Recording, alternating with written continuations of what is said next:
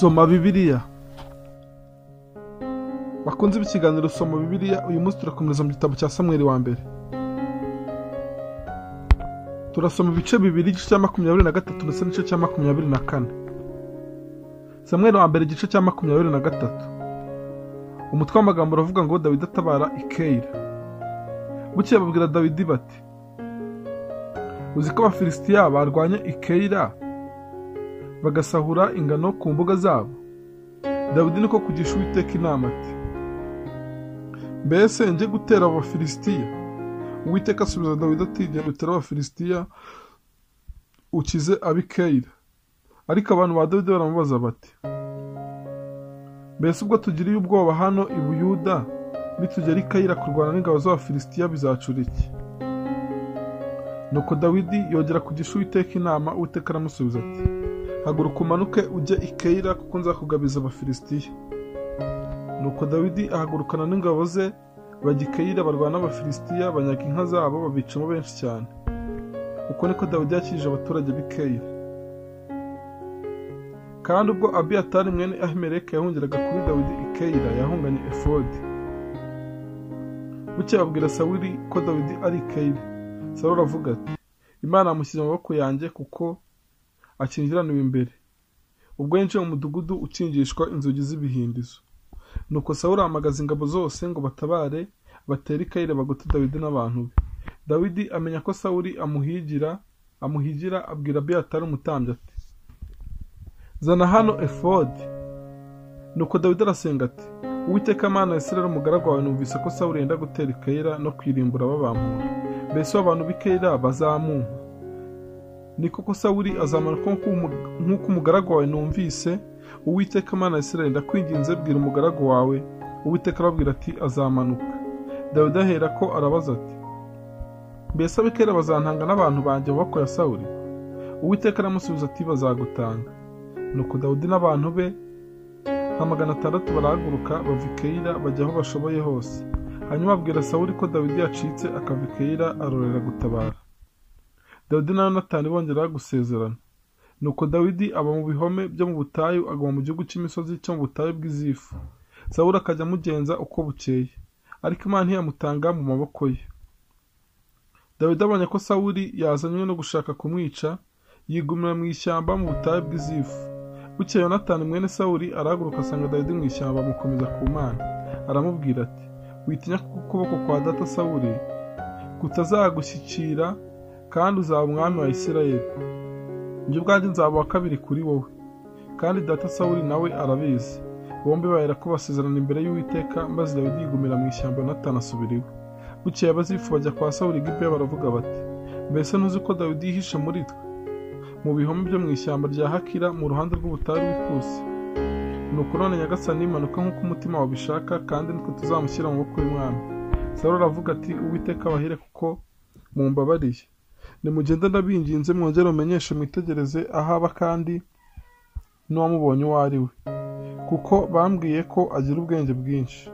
Nuko murebe mwitegereze ubwigobeko bwe bwose, aho yihisha, maze mungarukanire inkuru y'imvaho. Nzahera ko njyane namwe, kandi niba ari mu gihugu nzamushakayo mu bihumbi byose by'Abayuda. Nuko barahaguruka bajya Izifu, batanga Sawuli kugerayo. Ariko Dawidi n'abantu be bari mu butayu bw'Imawoni muri Araba, mu ruhande rw'ubutayu rw'Ikusi. Bukeye Sawuli n'abantu be barahaguruka bajya kumushaka, ariko Dawidi baramuburira, ahera karamanuka ajya ku rutare mu butayu bw'Imawoni, yigumirayo. Sawuli abyumvise akurikira Dawidi mu butayu bw'Imawoni. Ahageze anyura mu ibanga imwe ry'umusozi, Dawidi n'abagaragu be nabo banyura mu rindi.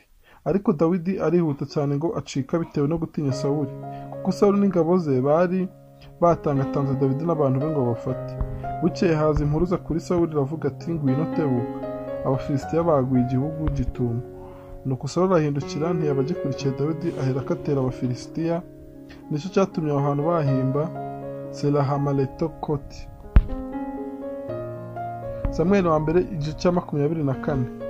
Twamagambo aravuga ngo Sawuli akomeza kugeza Dawidi, Dawidi yanga kumwica. Nuko Dawidi arahava, arazamuka atura mu bihome bya Enigedi.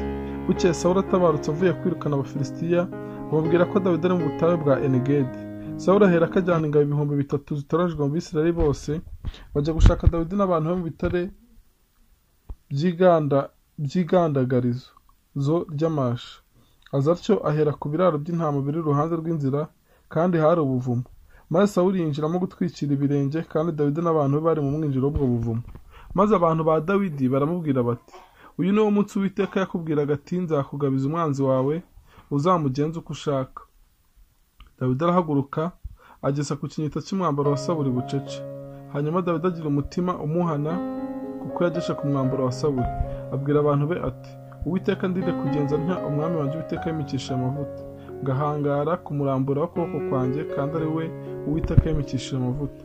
Uko niko Dawidi yaburishije abantu be ayo magambo, ntiyabakundira ko bahagurukira Sawuli. Nuko Sawuli arahaguruka ava mu buvumo aragenda. Hanyuma Dawidi nawe arahaguruka ava mu buvumo ahamagara Sawuli ati, nyagasani mwami. Sawuli akebutse Dawidi arunama yubika amaso aramuramya. Dawidi aramubaza ati, ni iki gituma wumvira abantu bakubwira ngo Dawidi arashaka kukugirira nabi? Aho ntiwirebe ko Uwiteka yaragutanze mu maboko yanjye uyu munsi ubwo wari uri mu buvumo? Ndetse hariho abambwiye kukwica, ariko ndakubara ndavuga nti, sindi burambure ukuboko kwanjye kuri databuja, kuko ari we Uwiteka yimikishije amavuta. Kandi data, dore n'ikinyita cy'umwambaro wawe ndagifite mu ntoki. Ubwo nagishe ikinyita cy'umwambaro wawe sinkwice, ni ukumenye kandi urebe ko nta kibi cyangwa ubugome bundiho. Kandi sinagucumuyeho, nubwo uhigira ubugingo bwanjye kubukuraho.